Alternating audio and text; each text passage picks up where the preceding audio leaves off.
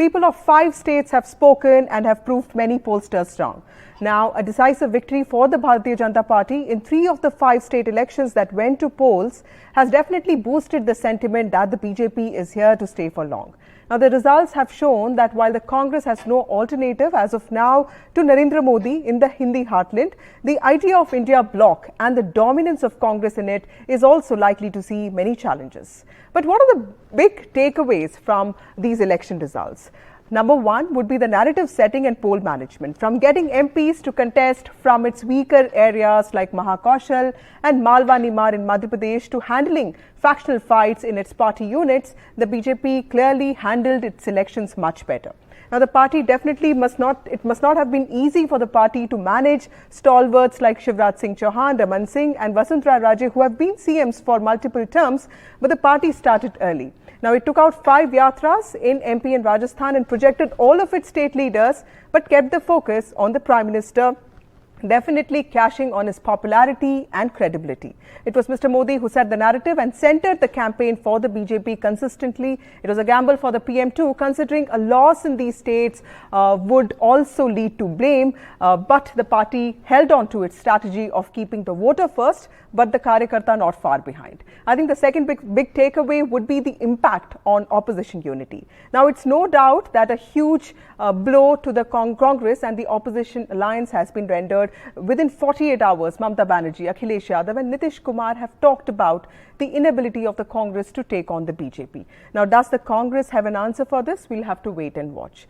The third big takeaway would be the limited impact of caste census, OPS and even farm loan waiver. These were the highlights of the Congress's campaign, and these were promised in every manifesto of the party. Well, we all know that Rahul Gandhi's politics has been an intrigue. Now, the party truly stands at crossroads. Losing states is a shock, but remember that the party only holds Himachal Pradesh in the north of India, a state that accounts for just 4 Lok Sabha seats. Telangana win is a consolation definitely, but any politics around north-south divide is only going to damage the Congress party. And also, like I said, Telangana is not an emphatic victory like Karnataka. Exclusionary politics may not help the party, especially at a time like this when it needs to consolidate its remnant vote banks in the north of India. Also, while we can say that southern comfort is definitely a matter of cheer for the Congress, will it translate into Lok Sabha? Well, it didn't last time. And is the party's constant breaking up of OBC issues also playing on the minds of SC/ST voters? That is something that the party might have to reflect upon. The fourth big takeaway would be the anger of the India allies.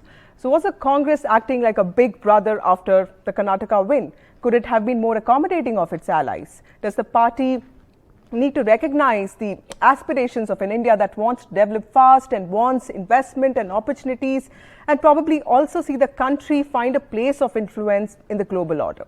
Now, does the Congress party need to alter the way it perceives social justice in contemporary India? And will these defeats also lead to a new dimension of seat sharing among India allies? And lastly, I feel it's also the promise of welfare and attraction of Hindutva, and how the politics around both is centered around consistency and people's faith in your intent. Now, the guarantees of the Congress in Karnataka did not work in isolation. There was anger against the state government. Similarly, the success of schemes such as OPS in Himachal Pradesh cannot be definitely conflated to the whole of India. These are lessons for the Congress party and also the opposition. We're going to talk about this today. I have my colleague Tanishq joining us from Lucknow. Tanishq, I remembered Samajwadi Party was really resentful and angry with the way Congress dealt with it and treated it during the Madhya Pradesh elections. What is the fallout of the results on the India alliance? Well, Vasudha, I always say the relationship between Samajwadi Party and Congress, it's very complicated. It's like, if we use a Gen Z term, it's called a situationship. So we all know that the regional factions were fighting. The Congress regional faction, Uttar Pradesh Congress, was always at a constant bickering and a war of words with the Samajwadi Party.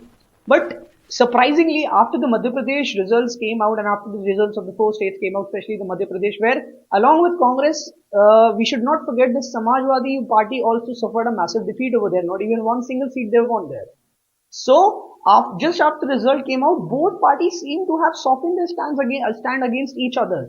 Be it the the new Congress president Ajay Rai, who was always attacking the Samajwadi Party, or be it the Congress Ajay Rai, who was always attacking the Samajwadi Party, or be it the Samajwadi Party itself. Both seem to have softened their stand. Akhilesh Yadav did not say anything, it did not attack the Congress, did not get out of the Congress. After instead he said we have to, look forward towards the 2024 election. So both parties seems to have softened their stand a little bit. But at the same time, Samajwadi Party seems to be building pressure on the Congress party as well. As we all know, according to the sources, Akhilesh Yadav did not, was distancing himself from the India Alliance meeting that Congress called on 6th, but was cancelled because a lot of India Alliance leaders were not attending. So it seems that the Samajwadi Party is also, building a pressure on the Congress party.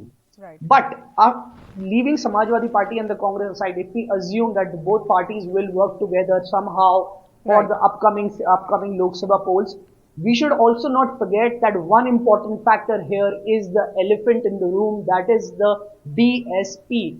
In states other than Uttar Pradesh, BSP did eat a large amount of vote of other parties. Right. So both parties should think about the BSP and address the elephant in the room. Yes, Tanishq, I would like Over to to you. ask Rasheed Kidwai, who's joining us. Rasheed Kidwai, political analyst and senior journalist, joins us.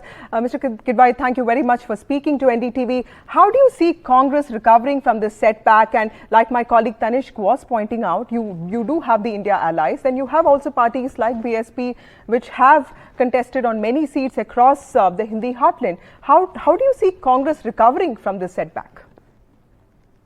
I think, Vasudha, to begin with, it should be, communication, a direct communication between the top leadership of the Congress, that is being Gandhis and Mallikarjun Kharge. Remember, Mallikarjun Kharge has a lot of goodwill cutting across party lines within the, India Alliance.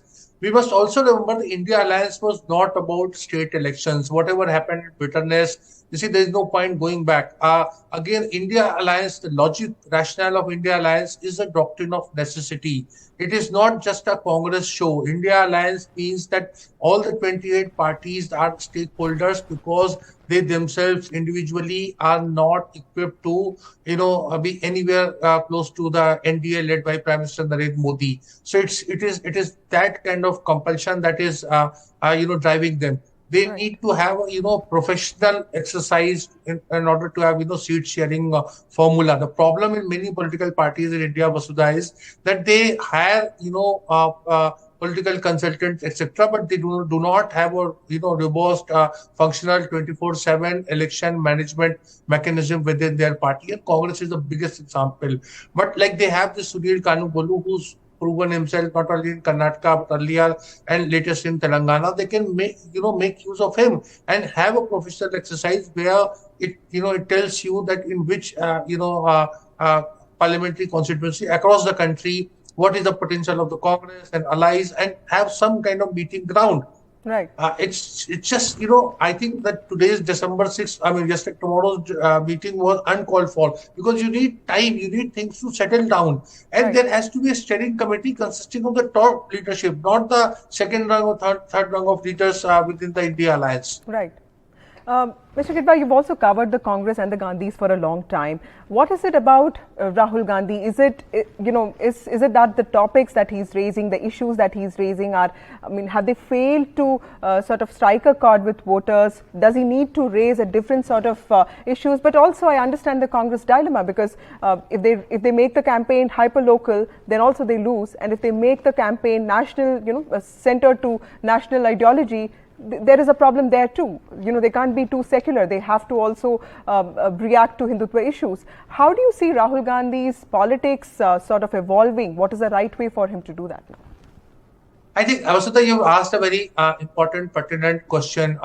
Rahul Gandhi fancies himself as a, leader at large. He wants to say things that, he thinks is, are very important and relevant without getting the entire organization. We saw this thing during this, Chaukidar Chor Hai campaign. So we saw the same thing in this, this thing about the caste-based reservation. Rahul Gandhi needs to get his party behind all this thing, deliberate about it in Congress Party Committee, in the state PCC offices, and get a contrarian opinion and form a strategy where everybody is on board. He must have a definite role for himself. It not only applies to Rahul, it applies to Priyanka Gandhi also. There are a lot of people, Vasudha, who are advising him, who are not stakeholders, who are not part of Congress, who are from civil society groups, people who have not fought elections. So this is the thing. It's like, this Akbar's Deen-e-Ilahi, which did not have Mullah Do Piazza, and Rani Jodhabai also did not believe in it. So there is no point for Rahul Gandhi to go for utopian concepts that does not have roots in society, or does not have a, necessary backup. It is very important. This is also, about communication. Mr. Rahul Gandhi is, acts, and I'm not saying he makes a lot of fair points. There is no denying of the fact. The fact of the matter is, people of his own political party and formation, that being India Alliance, should be convinced about it. So Right. there has to be synergy. There has to be a theme and the song. He gave just too much powers. I mean, I'm seeing too much of independence to Kamal Nath, Bhupesh Baghel, and Ashok Gehlot, thinking that they will deliver, and the Congress will sit tight. No, he should have. There should have been a kind of work culture in place where there was accountability, etc. And Right. the whole relationship between him and Mallikarjun Kharge, that needs to be sorted out once again. Right. So also this whole north-south divide that is playing out, help us understand how this could actually impact the Congress, because clearly, we have this dominant ethos that the country is one, and there are many people who strongly stand by this, even civilizationally, and that is, of course, not just the BJP's thing, but a lot of people believe in that. Do you think that's going to impact the Congress when, you keep saying that the South is a different entity altogether, and that is what votes for the Congress and the North is voting for BJP? Vasudha, I feel very sorry and alarmed by this kind of discourse should not have happened. And for a political party like Congress, it is more unfortunate. First of all, it's away from, so to say, reality. Even if there is some kind of thing, then Mr. Gandhi or people who claim to be close to him should be very careful in saying that, because Congress is a pan-Indian party. It has a huge legacy and history. I mean, there was Indira Gandhi who won from Medak, she won from Chikmagalur. Rahul Gandhi is himself from, Vineyard, whereas the family comes from Kashmir, and, they are sort of, work, this thing, Karm Bhumi has been Uttar Pradesh. I think the Congress, and in any case, Congress, the benchmark of people about the Congress party is very high. So there should be very serious thing. I mean, I can understand people getting sort of, frustrated and agitated, etc. But that's not how, this is very anti-democracy. You must accept that mandate. If the North Indian states have rejected the Congress poll, they have not rejected their. See, the Congress vote bank continues to be 40% or more. So in that sense, they have roots in society. But will it translate into Lok Sabha seats? I don't agree with Mr. Yogendra Yadav saying that Congress has so much of chance. I think in Lok Sabha, Mr. Modi will increase the BJP vote share by 10%. So the Congress must have a plan, action, not just criticism of Mr. Narendra Modi to counter this kind of narrative. I mean, the Congress will end up getting perhaps no seat in this region of Madhya Pradesh, Chhattisgarh, and Rajasthan, like it was, 61, 62 seats out of 65.